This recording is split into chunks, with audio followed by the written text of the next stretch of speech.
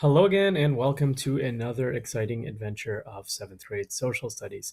Today we are looking at common characteristics of the 13 English colonies. So, previously in this class, this is the sheet that you're looking at right here, except yours will be pink. And as I said, previously in this class, a man named Christopher Columbus sailed west across the Atlantic in 1492. He sailed the ocean blue, sailed all the way around the world to Asia and the Spice Islands. Not quite, right? We now know that he actually had reached what was later called the West Indies or the Caribbean or the New World. And this sets off the age of exploration. And during the 1500s and into the 1600s, we have different explorers motivated by gold, God, and glory, the three G's, setting off from Europe, traveling the world by sea, and claiming new lands. One of the favorite maps right here of all of you, I'm sure, shows where different, in focusing on North America, where some of these European countries established their claims to land. Of course, the French up here along the St. Lawrence, Great Lakes, Mississippi rivers, the Spanish down in Florida and what is now the Southwest. The Dutch, Henry Hudson from Holland, sails up the Hudson River. This becomes the New Netherland colony. We have New France, New Spain. And then we're going to have the British, the English. They will claim this area down here along the East Coast. They will actually claim the whole thing, but they will settle in this area, which they will call Virginia, and up here, which will become known as New England. Over the years, beginning with their first attempt in 1584, which was unsuccessful, then to the successful Jamestown, Plymouth colonies. As the years go by, they will establish more colonies that will spread out, so that by the early to mid 1700s, and we're into the 18th century now, into the 1700s, there will be 13 original British or English colonies, which we will later divide, or we have already divided on another note sheet, into the New England, Middle, and Southern colonies. These 13 colonies, though, all had some things in common. These are their common characteristics. Now, it's always important to remember what colonies are. By now, you already know it, and I don't need to tell you that these are people who are governed or ruled by a distant mother country, in this case, England. So we will be dividing them into the New England, Middle, and Southern colonies, but we're focusing now on what they have in common. And a little note about note-taking. Now, of course, your sheets are pink. I had some trouble with the editing here, but one thing I would like you to do, and this will give you a little clue if you actually watch the video or not, is over here on the side, draw one of these nice little bracket things, circle the number, and write this first one is going to be self-government. This will help you remember when I ask you in class to find them, or if you're studying, it'll help you sort of organize yourself a little bit better. So you already know up here that colonies are groups of people who live in a distant land but ruled by their mother country. In our case, England or Britain would work. By the mid-1700s, there were 13 colonies. The first, of course, in 1607, which was not heaven, was Jamestown. The 13th, you do not need to know this, but the last one in 1733 is going to be down here in the South, Georgia, which we'll talk about another time. These were all ruled by their mother country of England, but due to slow travel and communications, all of the colonies also had some democratic self-government. Don't worry if you didn't get it. I'll give you another chance to fill it in a second. You need to know democracy means people make decisions by voting. So all of them had some type of self-government that was in some ways democratic, not just a monarchy. And this was because the mother country was so far away, they had to come up with ways to govern themselves. One example of that here, so number one is that they all had some democratic self-government. The one example of this is they all had some type of legislature. Remember, a legislature is a group that makes laws. In the first case, in Virginia, down in Jamestown, it's going to be called the House of Burgesses. But that is a legislature. It is a group that makes laws. Another example of democratic self-government, not really a legislature here, not necessarily a group that makes laws, at least not on a long-term basis, but this was a group making a decision to govern themselves, at least somewhat. The Mayflower Compact up there in the Plymouth colony with the separatists and strangers, aka the Pilgrims. Another one, which we will or you have learned about, depending on your cohort, will be New England town meetings, when the men of the New England colonies would get together and hold town meetings to discuss, whether we should punish people who skip church, or whether we should build that bridge, or how we're going to defend ourselves, things like that. Number two on our list is the rights and freedoms as British citizens. Oh, and don't forget that these people are all British. They are all English. That's sort of taken for granted when we're talking about the British colonies or the English colonies. That's one of the things. Doesn't mean that all the people are, but all of the colonies are. So number two, rights and freedoms as British citizens.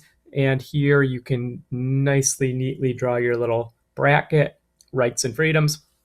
So all of these people, or it is wrong to say all of these people, because not all of these people, a small minority of these people, the white male landowners, were all treated as British citizens. So people, at least white male landowners, had rights and freedoms as British citizens. Now, at this time in the world, Britain or England, they were just switching over kind of, had people who were British citizens had more rights and more freedoms than almost anyone on earth, probably.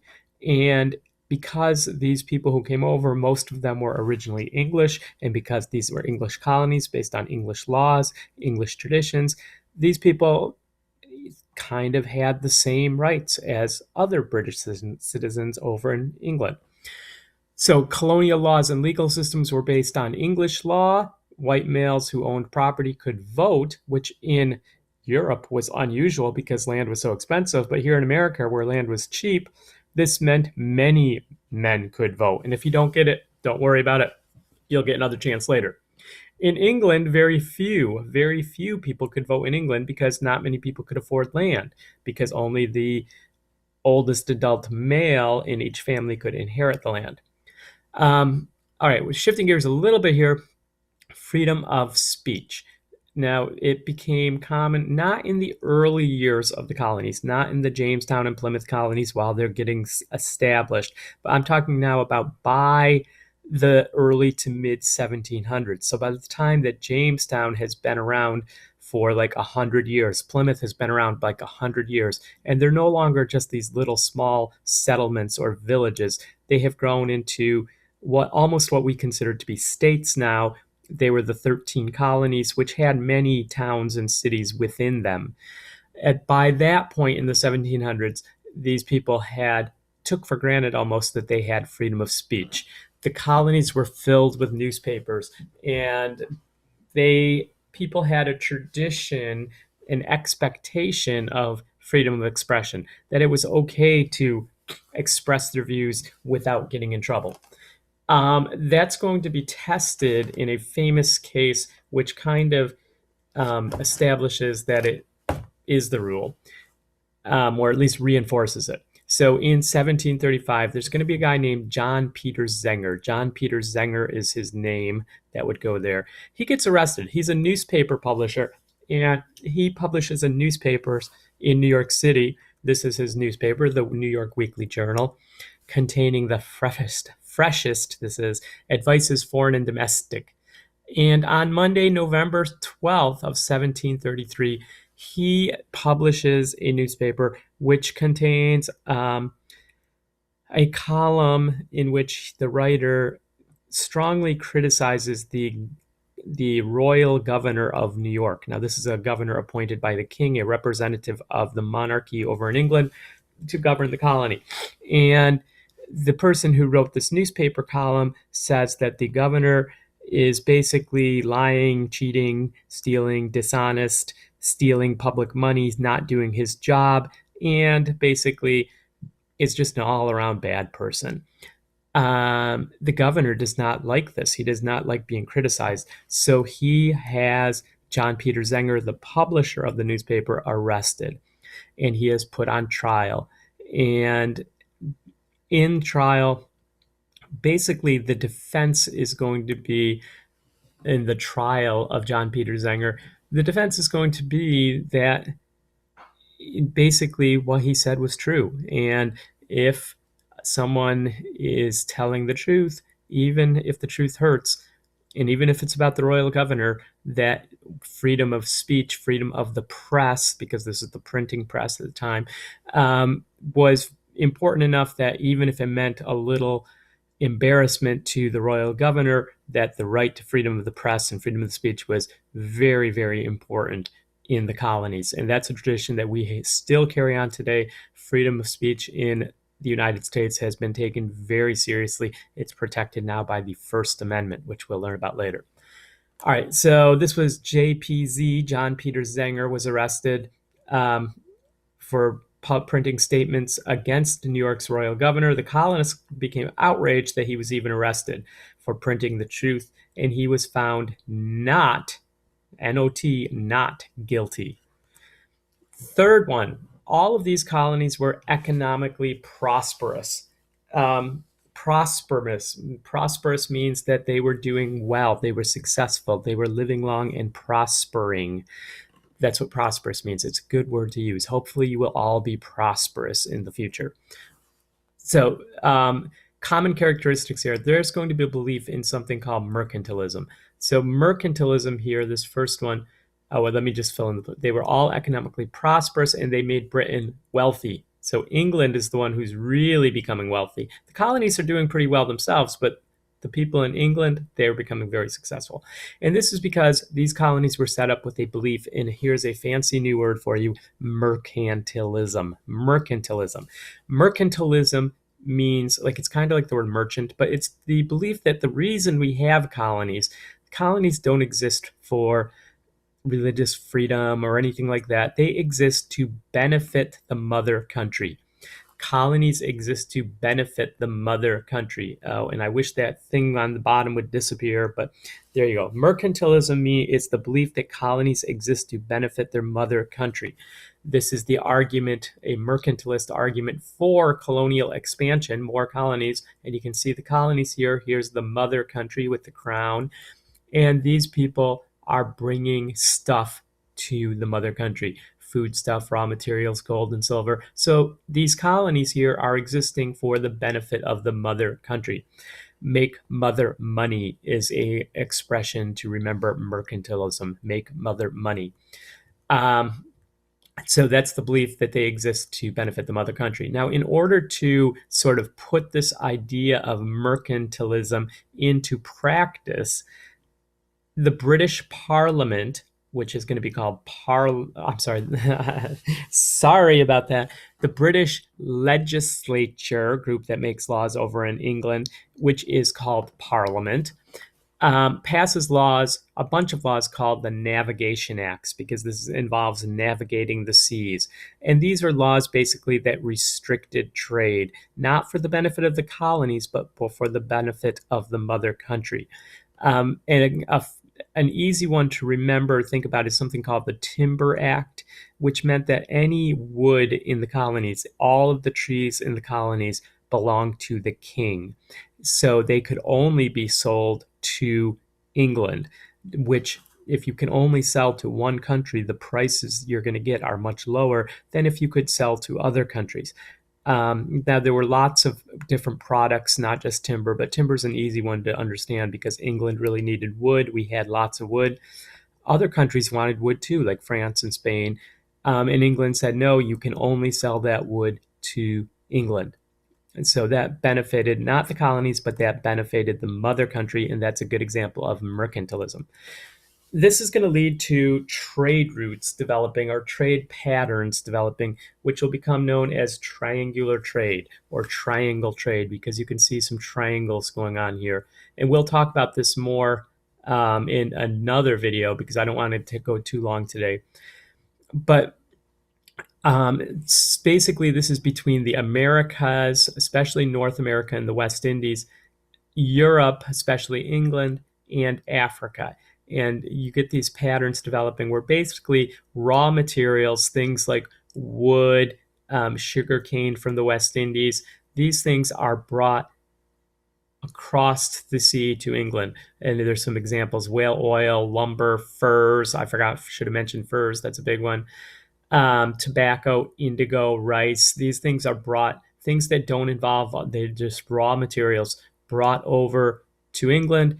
Over in England, they have factories and shops working to turn these raw materials into more expensive finished goods.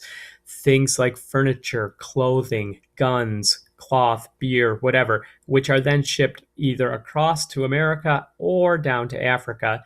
And down here, they are taking not just gold, ivory, spices, and hardwoods, but the big thing they're going to be taking out of here is human beings. They're going to be taking millions and millions of people out of here over to the Americas, where they will be slaves.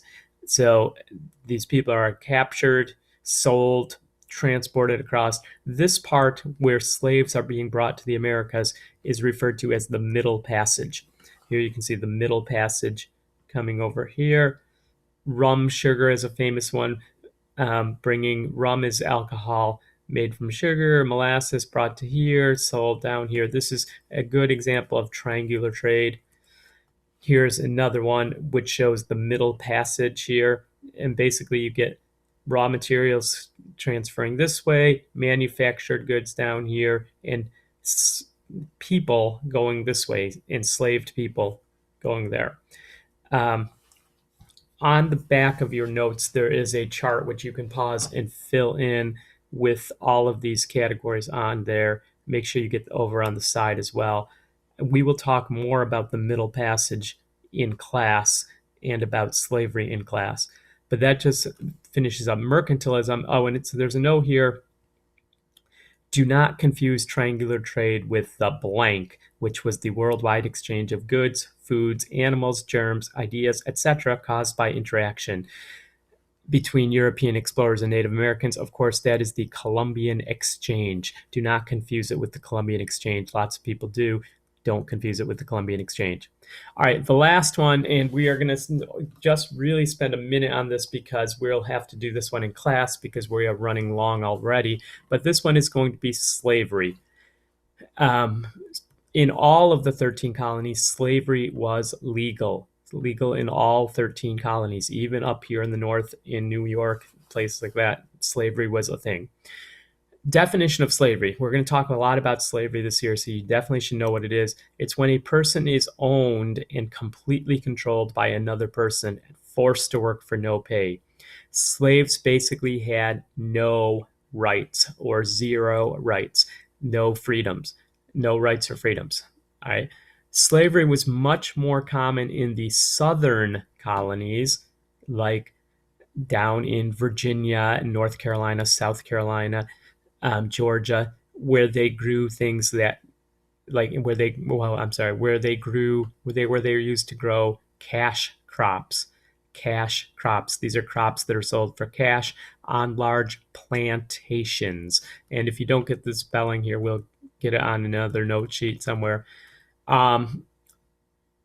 Okay, it was much less common in northern colonies, or I should say New England, to be more precise.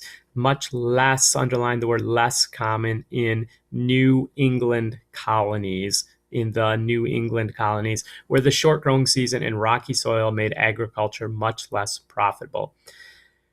Laws and racist attitudes made slavery possible.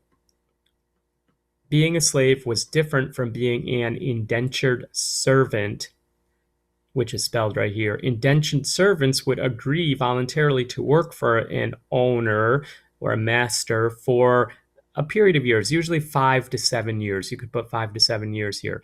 If the owner paid the costs of coming to America, these people were free after that time, and their servitude did not pass on to the children, unlike with slavery, where if one person was a slave, their children were also slaves. Many white immigrants came to the colonies as indentured servants and then earned their freedom. Very few slaves were able to earn their freedom. Some did in various different ways. Some were freed, some escaped. We'll talk about that a lot this year. But for the most part, as a general rule, people who were enslaved, not only were they enslaved, their children were, their grandchildren were. It just passed on and on.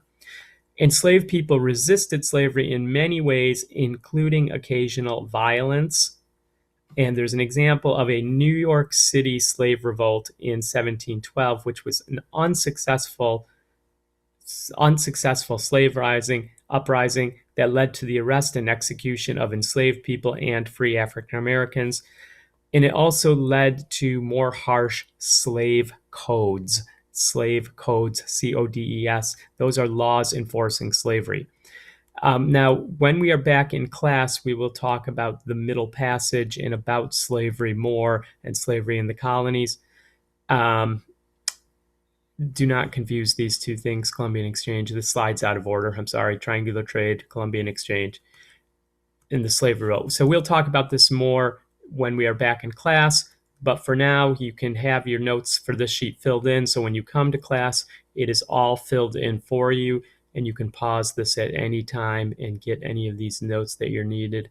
Hopefully you did not just fast forward here to this point to do that. But now you should have everything filled in when you come to class. So thanks for watching, and I will see you next time. Fare thee well.